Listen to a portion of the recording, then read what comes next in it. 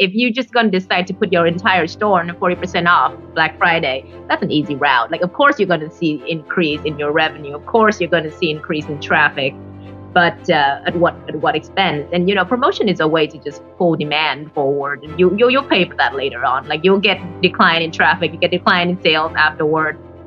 So it's not like, oh, amazing, like we make extra money. Like, you're just making money up front, and then you will suffer from that later.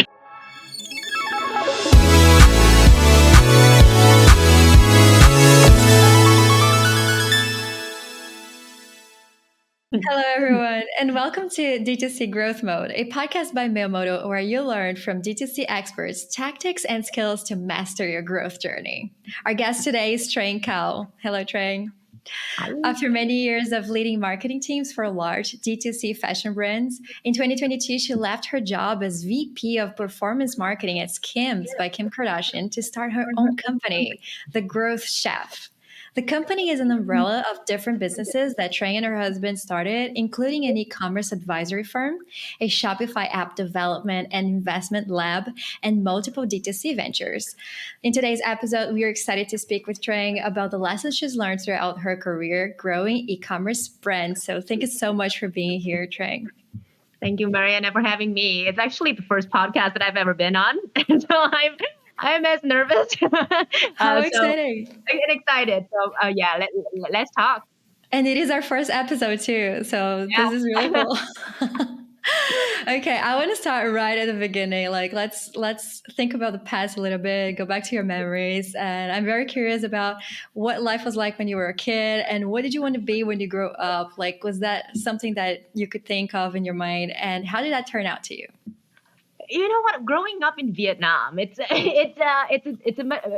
back then, like we were just like, I had a dream. I did really like fashion a lot, even as a kid. My grandma was a tailor, and we had like sewing machines and fabric, all that stuff around the house. And I was really into fashion. But growing up in Vietnam, we really focused on a lot of like academic things. And by the time I was in high school, I think the only thing that really took up my mind was coming to America and becoming an American. And that was kind of like my dream. And the fashion dream kind of got set aside a little bit as I really focused on my American dream. And after coming here and going to college and all of that stuff, I just really wanted to be here and figure out how I could make a career here. And then life kind of pushed me back into the fashion world. I started out as my career as a search media buyer at a internet firm. Not has anything to do with fashion. And then I started getting into a fashion job when I was at a textile. I was one of the media buyers there for Fabletics and Just Fab, Shoedazzle, so like a bunch of fashion brands. And that's kind of how I found my roots back in fashion again. And since then, it's just been fashion, and it's really what I really like. And really talking to women and marketing to them and trying to understand what they're thinking. What can benefit them, what can make their lives better. It's kind of been what I'm pursuing. Oh, wow. Yeah, that's so cool. And I'm so happy that you got to make your dream come true, coming to America, becoming an American. That's really cool. Yeah. And do you go back to Vietnam often? Yes, I do. My mom is currently here because I recently had a baby. So my mom is now here with us, helping us take care of the baby. But usually I try to go back home maybe once or twice a year to see my family and all of that stuff, because everybody's still home. Awesome. And I'm sure you feel the same way, coming from Brazil and your family being there and all of that stuff. So yeah. We just got to know about that part today in our conversation. It's really cool. Yeah, exactly. I feel like, I can relate to a lot of those things. And it's just, I think having family near, especially having a baby and then having your mom near you, that's just so great. So I'm very happy for you. Thank you. So I actually wanted to talk more about the fashion and beauty industry a little bit, where I also realized that in the fashion industry, you actually went through medical apparel, underwear, clean beauty, so a lot of different things, different Yeah. types of fashion. And I bet that as a human and as a very smart one, as I can see, you would probably try to think of what is it that they have in common, like what are the patterns, what are the similarities, and how can I translate those, and what can I learn from those different experiences that I can actually apply to various industries and get a similar result every time I apply this thing that I learned. And I wanted to hear more about that. What are some of the things that you've learned so far? You know what's so funny? Because as somebody who runs a consultancy firm and working with a lot of clients in different industries and verticals, that's the question that I get asked the most. You work in fashion a lot. When I made a transition to beauty, for example, like a lot of people say, "Oh, you have a lot of experience in fashion, but what about beauty?" And to me, as you said, like drawing the similarities between different industries, different product categories. I think that is very important. I think there are two things that really stood out for me. Number one is really the ability to connect to the targeted audience, and the end audience here in many cases are women, and they are majority of the time they're around my age. Kind of have similar kind of background interests. So whether it be fashion, whether it be nurses, whether it be women who are interested in clean skincare or clean beauty, they are all women, and they're human, and they have some similar interests, and they are always on social media looking for trends and different newsworthy things. So I think that is definitely something to consider. And then the second thing is, as somebody who works in data driven marketing, there is one similar thing that is always across the board, which is the data. Data is it's number, like like whatever you're working on, there's still that same number, same metric, same calculation, and how you slice and dice the data to be able to tell the story, and that stays true whether you are selling medical apparel, selling scrubs, or you're selling shoes, or you're selling underwear and leggings. Those two things to me are what really drives the general thesis behind my work. Awesome. So you would say the consumer, like knowing your audience very well and knowing how to use your numbers, how Exactly. to understand things. Okay, Yeah. cool. Yeah, that makes a lot of sense. And now I would love to learn about the skills. Kind of like, what is the skill set that you consider most relevant throughout your career to actually be able to go from having a dream to actually making that happen? Skill sets, I think, as far as skill sets go, working in this industry has really evolved. I think the skill sets needed has really evolved a lot since the past even just 5 years. Something that has always been relevant to me is to have an analytical approach to my work. Being able, and that's kind of how things started for me. I just gotten really good at Excel, has gotten really good at numbers and understanding patterns, understanding what these metrics mean, and what that means to a business. So understanding the numbers behind it is definitely a fundamental skill set for anybody in this world of D2C and e-commerce. And same with technology. I think technology changes so much. Before, when I first started, there was no AI. There was no algorithm, and the marketer was doing a lot of the heavy lifting of trying to figure out what is the right cost to bid for this one ad impression of this one keyword, so on and so forth. It was much more complicated than it is now with the assistance of artificial intelligence. But the technology thesis behind it is the same. You got to keep up with technology as somebody who works in this media D2C type of world. And I think something that is not so a skill set, but maybe a mindset, is the entrepreneurial spirit. I highly value that in any person that I hire and any person that I work with. I think the entrepreneurial spirit is something that will take you much higher than anything any other substantial skill set could take you. Because people who are entrepreneurial by nature, they have that desire to win and to get it done, and to be as productive and to be as goal focused as possible. So, I think that is such an important mindset to have, especially when you just start out your career too, when you don't have that much experience, but you really need to get something to build up your career, and that is the entrepreneurial spirit is going to take you there. I love that you brought that up, the entrepreneurial spirit. And I'm curious, like, how do you actually visualize that entrepreneurial spirit? Can you go into a little bit more detail about it? Start something, do something, like it comes in more tangible form in the way of, okay, I started a club. I started a club in college. I started a business. I started a side hustle. It could be in that form, but in more like corporate organizational structure form, it could just be somebody who really wants to take ownership of something, ownership of the project, ownership of results, ownership of a performance. Like okay, we want to grow the business 2x. What can I do in my department, in my line of work that could help you grow your business? And how far I'm willing to execute on my actions in order to achieve that goal. I think those are, like, when we talk about entrepreneurial spirit, it doesn't have to come in the form of entrepreneurship. It could come in the form of ownership of many different places in life. Yeah, so I think there are many ways to manifest that without starting a company. Yeah, that makes sense. And Yeah. is there anyone in your life that has inspired that entrepreneurial spirit in yourself?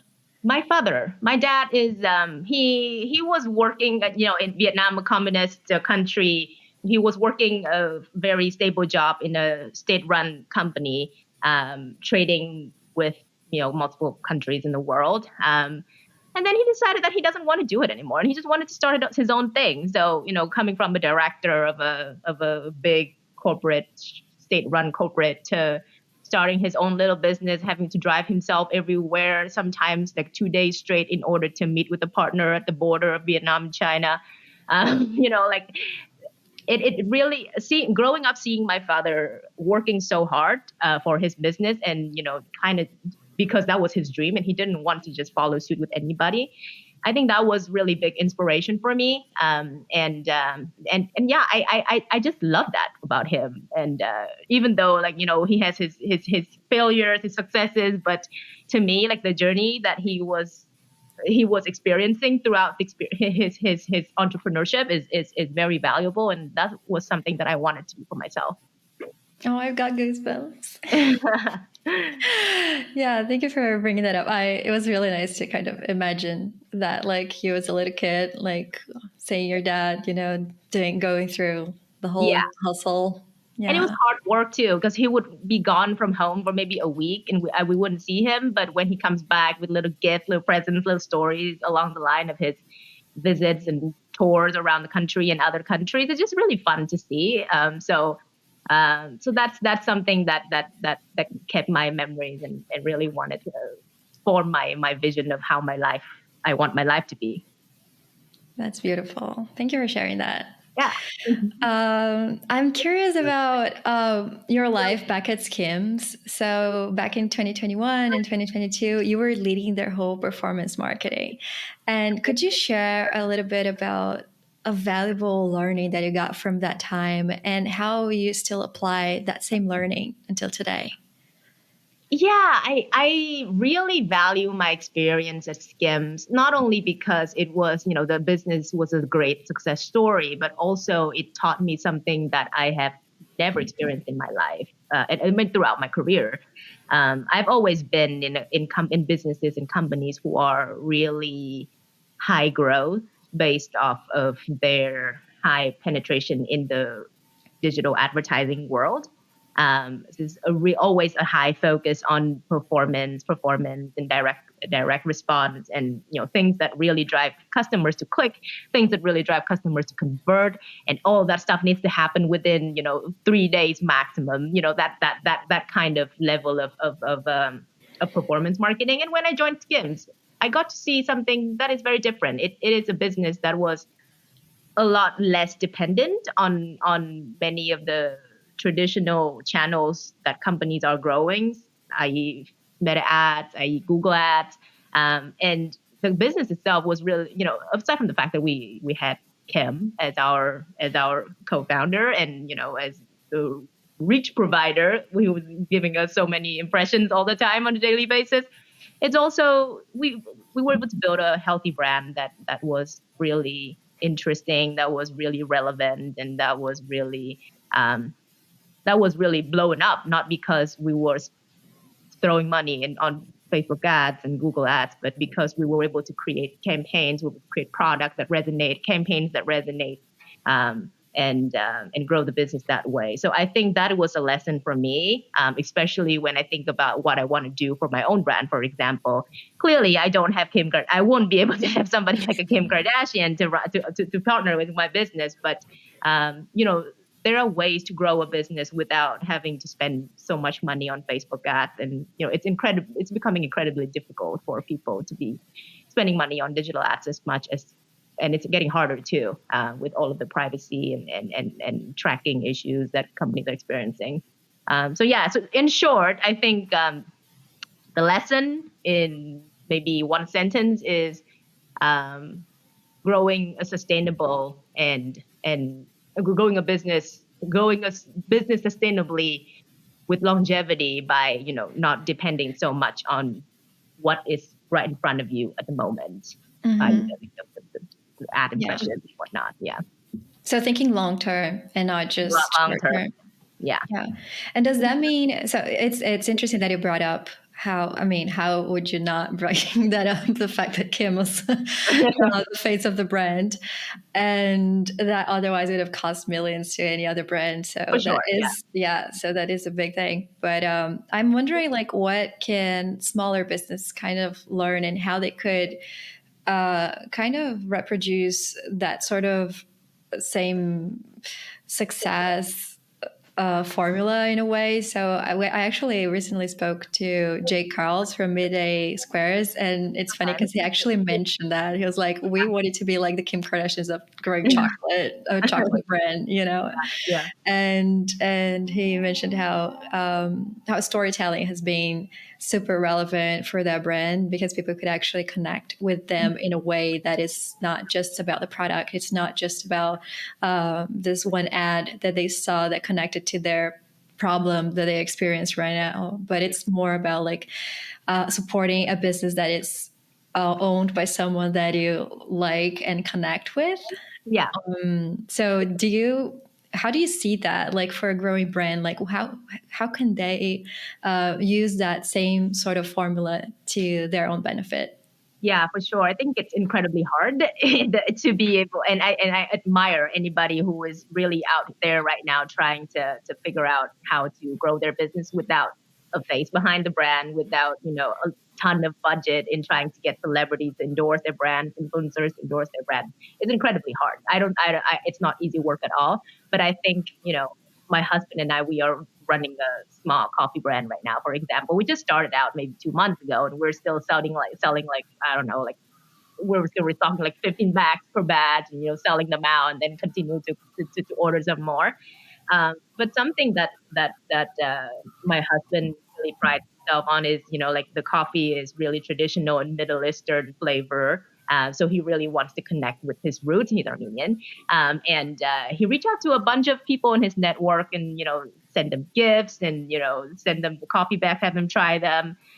He would reach out to friends and family, and we just gift them like certain bags, and then they post on social media.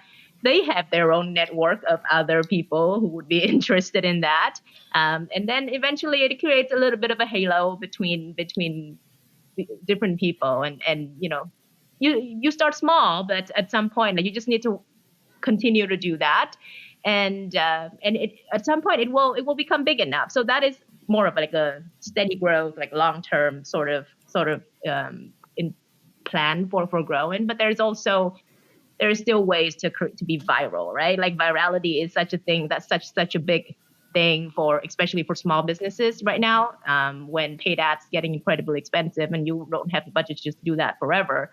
But you really use your creative and still can go viral on many social media platforms, meaning TikTok. You can still go viral there and get a lot of traffic to your site and trying to grow that way. So yeah, I would say word of mouth and content. That's what it is. Yeah, and maybe being bold as well about like Single. your stuff. Yes, Yeah, you gotta getting out put there. yourself out there. You can't just like my husband is amazing at doing that, and he has helped our coffee business a lot by just putting himself out there. And yeah, so I think that continues to work. Yeah, yeah, that makes a lot of sense. Okay, so we've spoken about the past. We've spoken about we kind of like covered the journey until today, and now I'm curious about the future and how you see it, because as a seasoned professional, it's very common to kind of like just fall back into the same methodologies and frameworks that you've been using for your whole life or the same technologies. And sometimes it can be hard to kind of experience and try out something new, test things and risk, put Mm-hmm. yourself at risk at things that you're not so familiar with. So I'm curious about how you see the new technology that's coming up and how do you see opportunities to actually leverage those new technologies to like for your own brand and for your customers' brands, and if there's any sort of technology that you haven't tried out yet and that you're like kind of excited to try out, like what would that be? I think technology has advanced so much, and many people like there are so many conversations on social media about how technology is taking up jobs from people and like, oh, that's not cool, etc. But I think the advancement in technology these days really in service of humans. So you can save your time from not having to translate your ads in many different languages, but just have AI do it in a very good way. You can do the same way thing for your website localization. So there are so many use cases for technology to step in for humans, and humans can then focus on higher level thinking, larger vision, driving strategy, all of that stuff. So I don't think it's replacing anybody's job. It's really a matter of like how well are you able to leverage technology to do your job better. So I think that's really important. In many cases, I think the artificial intelligence have gotten so much better just since ChatGPT came out till now. It's a year. It's already gotten so much better at giving recommendations, responding. Now we have Elon Musk's Grok. So it's becoming incredibly powerful. And as somebody who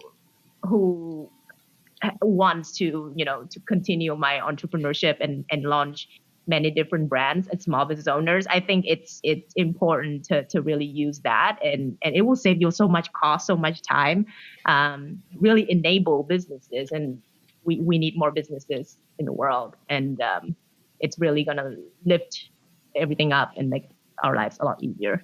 I love technology.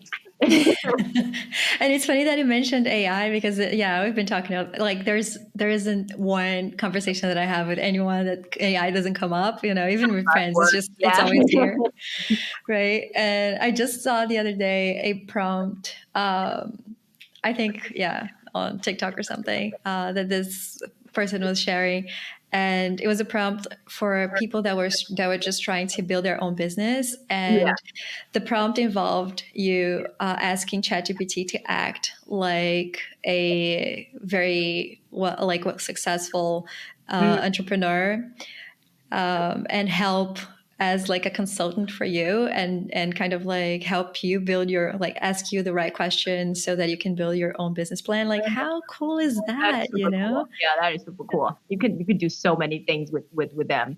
Um, right? yeah, yeah. I think the coolest thing, the coolest thing that I've done with ChatGPT is writing a lot of poetry.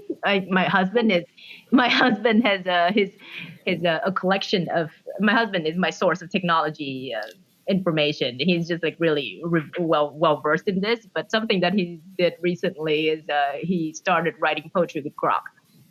so Okay. so they would like talk to each other, and then they would start writing poetry together, and it's just really cool. Oh my gosh. And how did that turn out? I'm curious now. I want to see a video. Yeah, I'll send you a few poems. It's cool. cool. It's really cool. And it's just another way for it, like you think about technology as something so dry, but in many ways you can leverage it for artistic expression and just the process of creating art just become a lot different than what it used to be. So I think that's cool. It is. Yeah, it is cool. Cool. And now I would like to go into a little bit more of your tactics and learn about your strategies as well. So I have this question that I prepared. Let me get that right. I bet every brand you work with has its own marketing challenges, which have to be approached in different ways. But I'm curious about their similarities Yeah. and tried and true approaches that you've used in the past that you can use with your customers today and always result in growing numbers. Always is very definite. Okay, let's cut that. Let's maybe think of like 80% always. I don't know. 80% always. Okay. Yeah, I think similarities in so there is the playbook has changed, right? So we know that like you can't play the same thing that you did in 2015, 2019 even from there now. So I think the successes, the similarities in many businesses that I've been involved with is really, I think tactically speaking, influencer has many people are saying that influencers are getting a lot more saturated, and I agree. It's becoming a super saturated market. But does it still work? Yes, it still works. Whatever it is you're trying to sell, it's just, I guess, behind influencer as a channel, it's really the authenticity and the ability to tell a story behind your product is that people are really craving. And influencer happens to be able to channel that really well. Now, sometimes if we talk about authenticity and the ability to tell stories around your product, influencers can come in many forms. It could be, a customer that is very articulate. It could be an influencer, a great content creator. Or it could just be a founder of a company who is able to communicate their vision really well. So, we say influencer, but the real idea behind it is storytelling. In ways that are engaging, and I still find that to be true throughout my career, and I think it's going to continue to be the case. Storytelling doesn't expire. It doesn't expire. It doesn't get obsolete. It's always an art form, and the only challenge as media and technology changes is how you are able to adapt your storytelling to the new technology that is available. So yeah, many years ago, people were just storytelling via pictures and images and Instagram caption. Now they're using videos, and then TikTok came about. It became YouTube video, long form, and then TikTok came about and became short form videos. Who knows what's going to happen next? But the underlying success is still great storytelling. Yeah. And one of the things I'm very curious about storytelling, it's also something that I really enjoy. I love writing and, that kind of person. Yeah. So one thing, as you were talking, it just came to me that what people like so much about storytelling is that we're curious about the why, we're curious about like why, how, we want to know.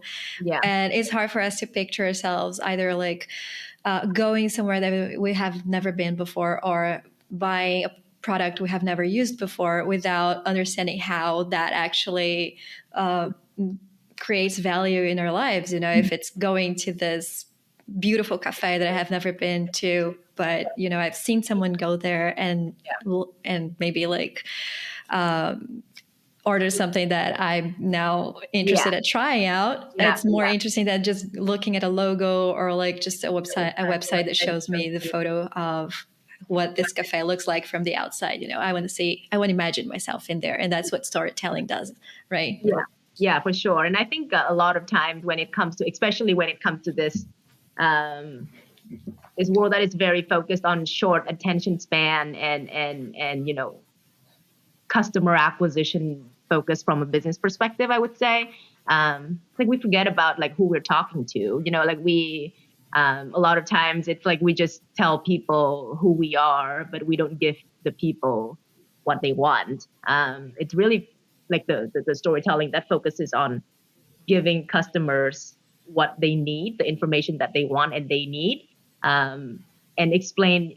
Like it is easy for me to explain something that I sell, but it is difficult to be able to explain it in a way that somebody who has no idea who I am, what my brand is, or knowing what kind of product I'm selling, especially if it's like a disruptive new product, in order to explain all of that and tell all the story behind it in a short, succinct manner. And so I think it's important to keep in mind, to put what you're saying into perspective. Sometimes that just get lost, and I think that is usually like what I found is the most impactful is when you tell, and you address exactly what your viewers and customers really want versus expressing what you want them to know.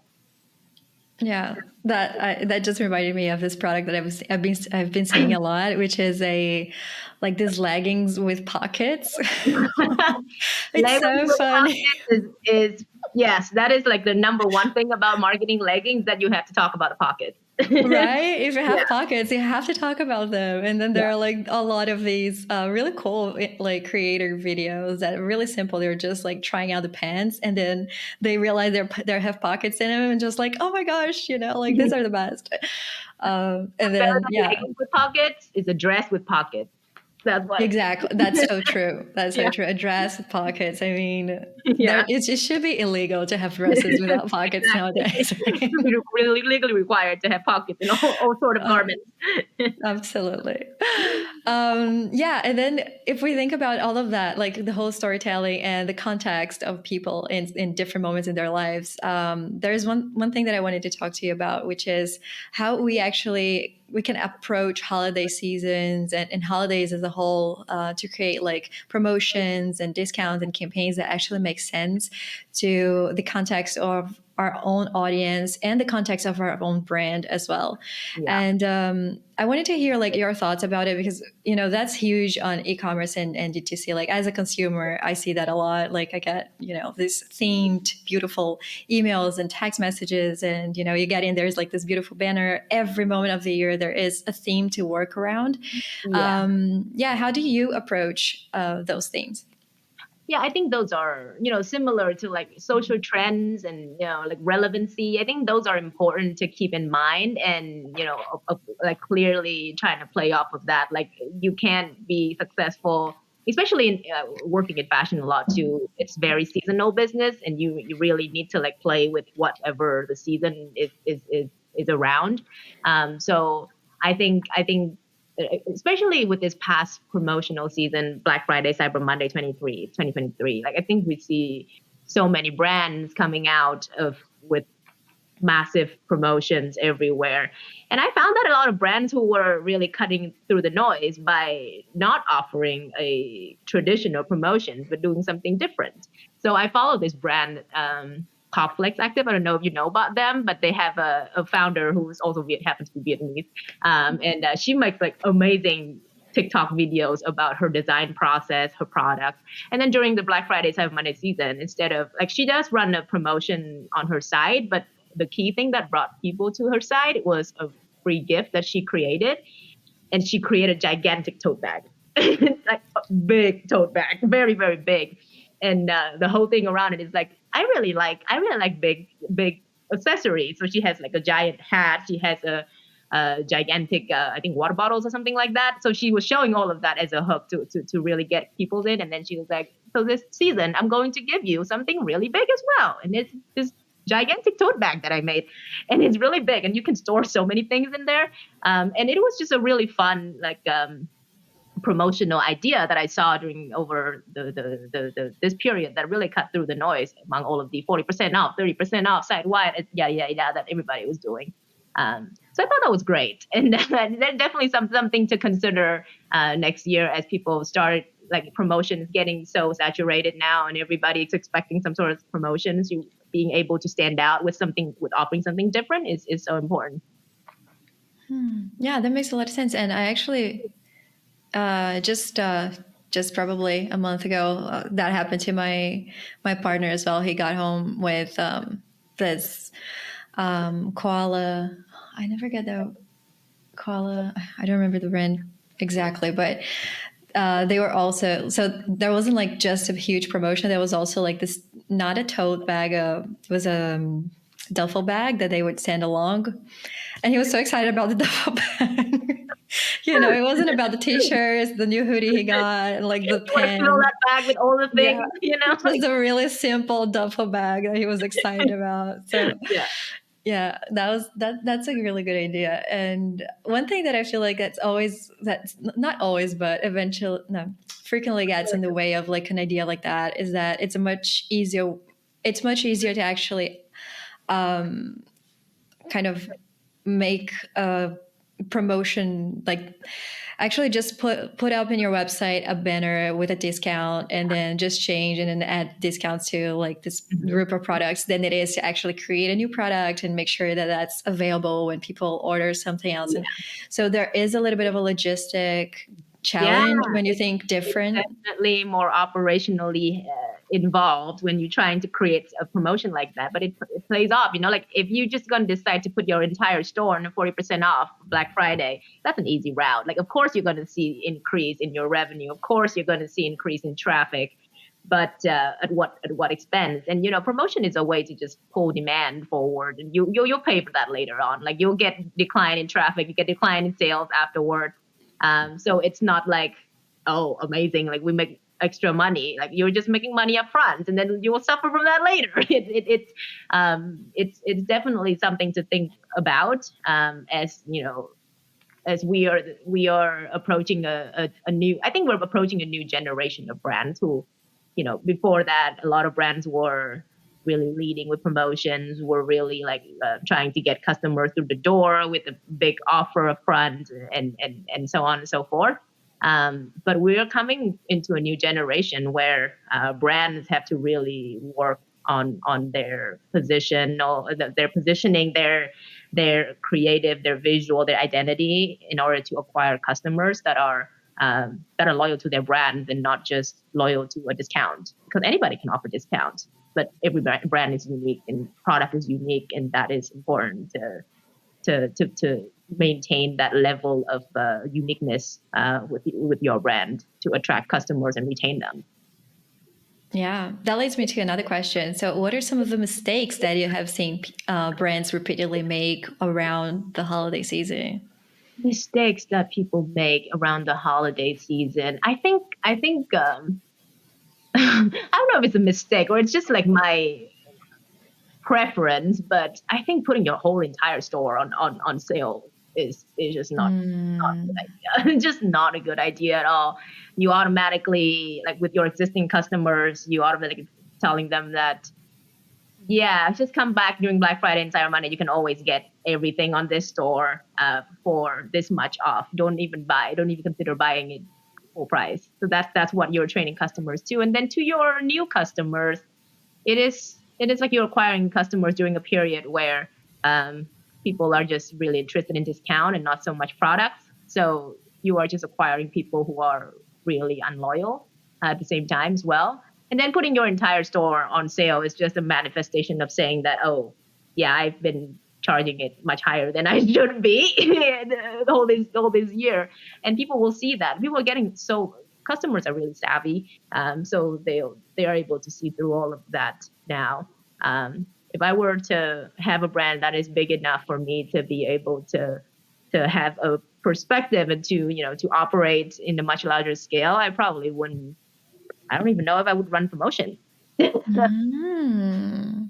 I would just price it really, really fairly. Yeah, fairly for people and be transparent about it, and that's Make it. some tote bags. Yeah, make some tote bags, exactly.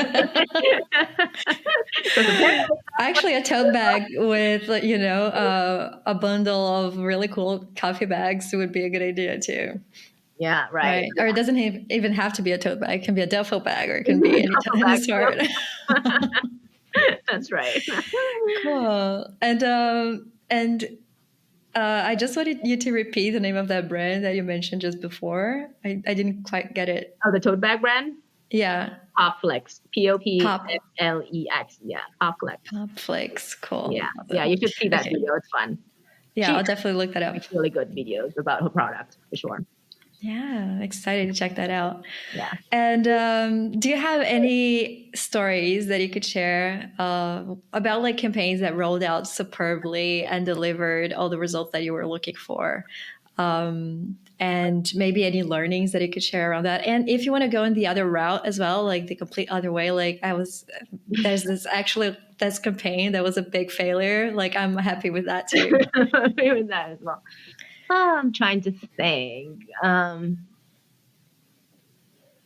You know how celebrities are like always like something that that is considered a like it's like a lifesaver. Like when a brand is like at a tough spot and they're like, okay, we're gonna use our very last dollars to get a celebrity to make things a lot better. I can tell you that that's not true. I think I have tried a few times already where trying to use a celebrity, somebody with great reach and great reach, great fan base, as a way to really save a failing business, but it's not the case. It really comes down to two things.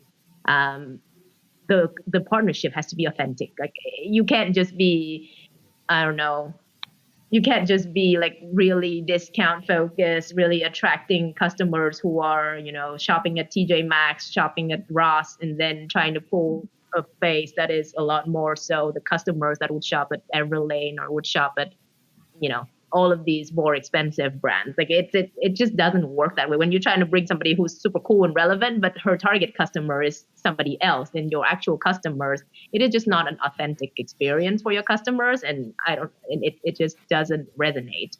And it just seems like that person is just really trying to make a dime by partnering with you, and that's not good. Mm-hmm. And then the execution of the partnership also has to be thoughtful. Like you can't just put whatever random assortment, put that person's name on and sell it to people, because you could see through that. Like it's not authentic. It's not like this person is not brainstorming with you to create styles, to create products that are true to her taste, true to her identity, and to her personality. They're just sitting there as a face, and you're just using her face to sell the product. So yeah, I guess that's more so belong to the category of fail stories. But I would say that don't try to use a celebrity as a lifesaver for your business.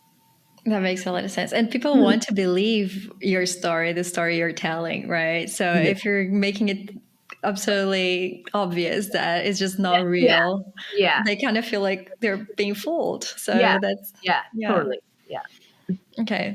And I wanted to talk quickly about KPIs. You mentioned you're obsessive with numbers. So I'm curious about your favorite KPIs to follow, and if there was one that you would think people should be obsessive about, especially those working like just new to e-commerce and working on growing their brand.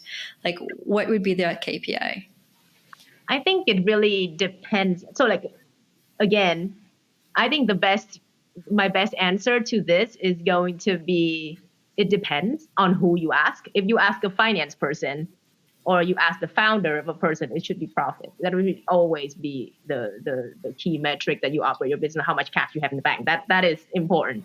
If you're running a business, you're financially responsible for a business, you have enough cash, you have enough run rate for the business to continue. That's important. Now, if you ask somebody who is a marketer, brand marketing, their metrics might be how many impressions, how many views I have for this one campaign that I put out, because like it really comes down to the virality of the campaign, right? Like if you create a good campaign, you did a good work, then your campaign should organically reach a lot of people, should earn a lot of impressions on press and on social media and sharing. So that would be a KPI for a brand marketer. But then if you ask somebody who's like me, a performance marketer, then yes, you have to, every dollar you spend on ad, you need to be able to return $2-3. That is going to be the important metrics. All in all, I think metrics are very important to monitor, but is not good to be obsessed about. You have to be really focused on on what is important at the moment. Sometimes it's growth, sometimes it's profitability. Most of the time it's cash and profitability, but you have to really be in touch with it and not be overly obsessed with it. Um, and I think that's what people who are data driven, who are truly data driven, or organizations who are data driven, they know what is important at every single moment, and they know how to manipulate and read the data without being too obsessed over benchmark or like comparing with other brands. Oh, this brand is doing 2x ROAS, we are doing 1.5x ROAS. That's not fair. And like that, like you need to do better. It's like, okay, what kind of AOV do you have? What kind of product are you selling to? What kind of scale of your advertising it is? There's so many different nuance and details that matter when it comes to numbers. So yeah, that was a very long answer to that question, but I think that has to be said. Yeah, you got to start off focused on profitability and the money that's coming in, but you've got to pay attention to other important KPIs and kind of measure them, and then until you understand which ones that actually matter to you. Yeah, So there is everything like else this needs journey to that you have to go complete through. painting. Exactly. Like you can't just look at one dimension and make a conclusion off of that. Yeah.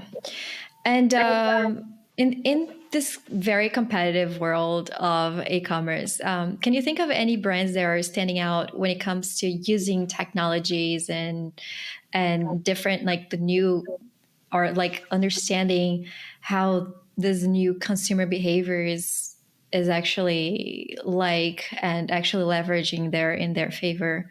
Does anything come to your mind? Um, I think, I mean, like there are a few examples, I would say, in many different ways. Brands are using technology in a very impressive way. I got to the opportunity to talk to the founder of this brand called Finesse, and his whole thesis is that this is the brand that predicts the fashion trend, so we don't over invest in styles that are not going to be trendy.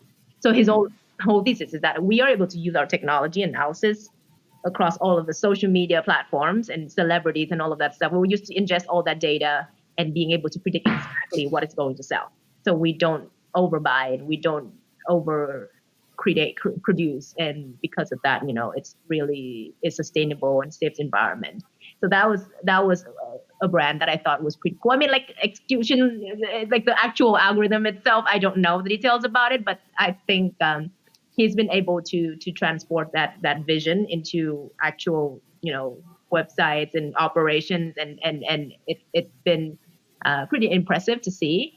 I also think like there are many companies who are, I mean, like the creation of Shopify as an e-commerce platform has really enabled a lot of businesses, big and small, in order to just use technology and launch a business very easily. And as I said in the beginning of the video, I love businesses, and I think the more business, the better. And platforms like Shopify really helps enabling that. And then you see like big brands too start going towards platforms like Shopify just because of this easiness of it. Glossier recently changed to use Shopify as their platform. Everlane just recently started using Shopify checkout as a checkout flow in order to just capture customers from ShopPay, for example. So it's evolving technology, and the ecosystem is it's very it's very founder friendly in that way, that it's really like the convenience and the easiness of it to start a business is really helpful. But yeah, I think those are pretty cool things that are happening to the e-commerce world. Yeah. Like how you can actually use platforms that are already there to kind of accelerate towards, Exactly, having and focus on the right thing. Like, don't care too much about like the codes and the programming and the development of it, and focus more on actually building the product, building the brand, and building your operation. That's it. Yeah, that's what it's more about. Yeah. Cool. Oh my gosh, been talking for so long now. Yeah. There's just so much that I wanted to just talk to you about, but we're coming into the end of this conversation, and I actually want to ask you three final questions that are supposed to be like the first thing that comes up to your mind. Okay. So the first thing that I wanted to ask, so imagine this: you have like access to this beautiful mural, and the most beautiful part of the city where you like to be around. Yeah. And what would be the message that you would put up in that mural so that people could feel inspired every time they pass by? What would be the message that I want to put up in the mural? This way. I think dream, because Okay. in my personal experience, every time I dream about something and I think about it, I get obsessed over my dream. That's when my dream becomes reality. Get obsessed over your dream. Maybe not dream, but get obsessed over your dream. Yeah, and it will become a reality. And it definitely has a more of a spiritual meaning to it as well. But I think if you think about like human brain, like if you think about something a lot, then you will want to act towards it. And when you act towards it, that's when you make it happen. So yeah, dream. I love it. I really love it. Thank you. And one thing about, so imagine you're actually kind of doing that, but imagine for your coffee brand, for example, you have a limited budget. Where would you start spending if you had a limited budget to grow this brand? Where would you start spending, and what would be the last thing that you would do? What would I first, if I have a limited budget, the first thing that I would do is probably, I do first, I'd probably try to get as much content out on TikTok as possible. That's going to be the first thing that I do. Um, Whether it be using that budget to hire somebody to create really good content, or whether it be use that budget to get a really nice studio or something like that to really film and being able to streamline the process of pumping out content. I think that would be the first thing that I do. And I believe that if you, the thing with the TikTok content creation process, that the more you do it, the better you get at it. And the Yeah. more you do it, the better the algorithm is at figuring out who your audience is. So it's really like that has been like my biggest challenge when I start a brand or, trying to start something new, is that you have to be consistent enough with content creation before you can be successful. Like you have to create probably like 50, hundreds of pieces of content before one thing goes viral. You just need that one thing to go viral, and then that's when you start taking off. So I guess the budget is going to be used towards consistency in content creation. That's how I would frame it. And the last thing I would put it towards is probably, I don't know, probably I wouldn't put it on like a billboard. I don't think I would do that. Mm-hmm. It just doesn't feel very intimate to me. Like I Mm-hmm. feel like a billboard is just such a distant and like like like not intimate enough of Mm-hmm. a place to sell anything. Yeah. Okay, that makes sense. Yeah, it's definitely when you're watching a TikTok, you're definitely in someone's hand, literally, like right, Yeah, yeah. right, as they're relaxing. So it's completely different than just when they're passing by, stressed because of traffic or Right. something like And it's like, oh, okay, cool, and then forget about it. that. I think once you're at a certain point, billboard is great for a brand. Like at a certain point, like when you have established yourself in the digital world a little bit, like you are trying to really build authority around your brand and want to be out there and people to trust your brand. That's when you go to billboard. But other than that, I don't really know if, yeah, it's a small Yeah. brand. Like you wouldn't want to just put yourself out there at the bus station, unfortunately. Yeah, I don't think it's gonna work.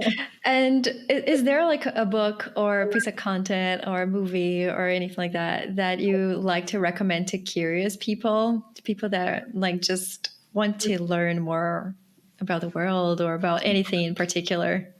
Lot more about the world.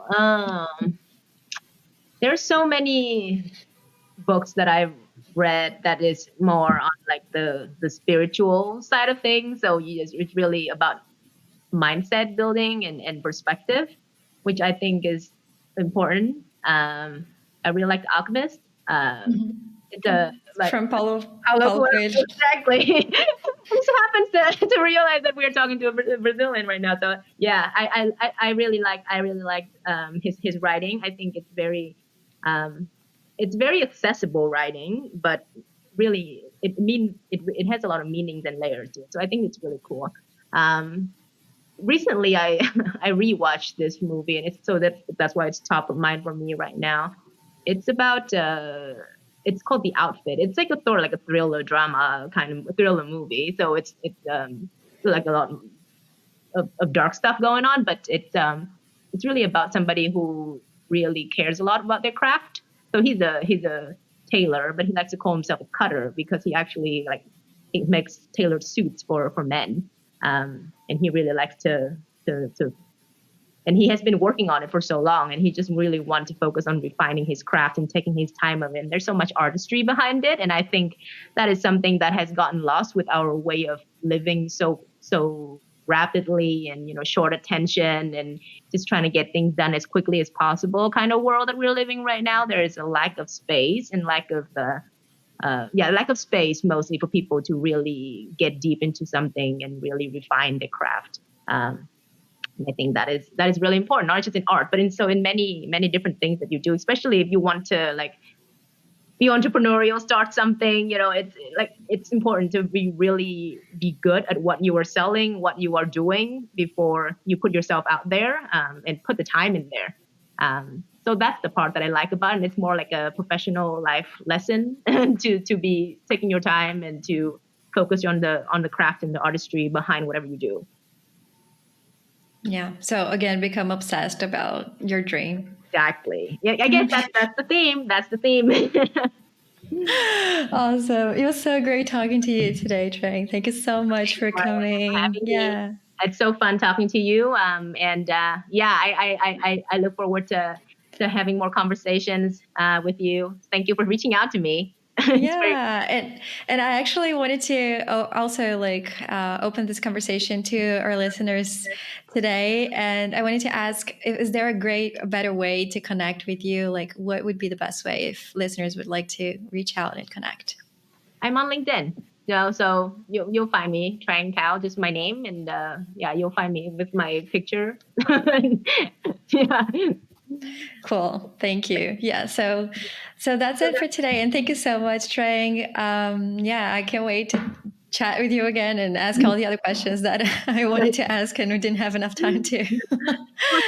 Thank you. I appreciate it. And it's funny because, yeah, the moment we talk about the alchemist, and I was like, oh, yeah, she must, Yeah.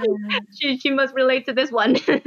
There is something, and one curious fact is that I've never read The Alchemist, and I'm a big reader. Like I love reading, Yeah, but I started The Alchemist when I was really young, and it just didn't it didn't click then. make sense to me at that Yeah, time, and it just couldn't keep on going. yeah. But I read another one of his books called 11 Minutes. I really liked. And So yeah, I think I have 3 of his books right now that I finished The Alchemist, but there are 2 that I'm still. Oh no, I finished, and then there's a one about the samurai or the ninja. I can't remember what it's called, but the guy with the bow. Anyway, and then another book that I read, but I really like him. I think he has a lot of thoughts and very. I wonder though because there's one thing about I really like to read. I guess like Chinese and Indian sort Mm, of wisdom, words of wisdom, and yeah, I wonder if there is a thing like because you're from a different place in the world, and then that kind of connects with other parts of your brain that have never been, I don't know, enlightened before. So to me. That happens. Like I love Deepak Chopra, for yeah, example. yeah, I just love reading yeah, whatever it is that he writes, yeah, yeah. and it just connects to so many Yeah, of. I think like growing up, I was consuming a lot of that more passively. I didn't like actively reach out to read those things, but like passively in the teaching of my parents, of family, and at school, like we teach a lot about the more Eastern ideologies. But then when you start reading into Western stuff and, you kind of like just synthesize information yourself, you see a lot of similarities in speaking of similarities and patterns, as we just discussed, like there are a lot of similarities in thinking and in ideologies. And yeah, and it's like whatever religious, whatever philosophy, like call it whatever, but there are so many similarities in the actual concept. Belief, hope, dream, individuality. There's so many different similar concepts among those different schools of thought. Yeah, I actually remember where I saw this one day, but it was someone mentioned how this like humans were discovering and understanding kind of like the universe and life at the same time, but in different languages in a way. So as scientists were figuring out that the atom exists, and then it's like this small particle that everything is made of. And then there was also like pointillism happening in art, and people were kind of like digging that understanding of like little dots making up the space and how that created the space. So I kind of feel like in literature and I guess like human knowledge as a whole, that could probably happen too. Yeah, no, I think we know less about things that like there are certain things that science cannot prove, but that doesn't mean it doesn't exist, like there is so much unknown out there. Yeah, and like how the pyramid was built, nobody knows. And we always call like things are mythical, things that are like the Bible, like those are scriptures that could actually record like actual truth. Like we just don't know about it, so that doesn't mean it didn't happen. So I think there's always a sense of humility when it comes to like acknowledging the unknown, and that human understanding of the world is so limited, and it's just a teeny tiny fraction of what is happening. I love that. Okay, we're gonna have to create we're gonna have to save that for another time, but that's another podcast, but we should definitely talk about that too. Yes. Thank you so much for today, Trang, and thank you for the little extra insight here. Yes. Ready for this episode's takeaways? So let's go. Number 1, growing a business requires focus on brand and product relevance, so you might want to think twice about all that aggressive discounting. Number 2, storytelling and understanding the customer's needs is crucial for successful influencer marketing. And number 3, KPIs should be closely monitored, but don't get too obsessed with them. It's important to know what's essential at different times. This was D2C Growth Mode, a Mailmodo original podcast. Subscribe to get the hottest takeaways from all of our original shows every 2 weeks in your inbox. Happy emailing!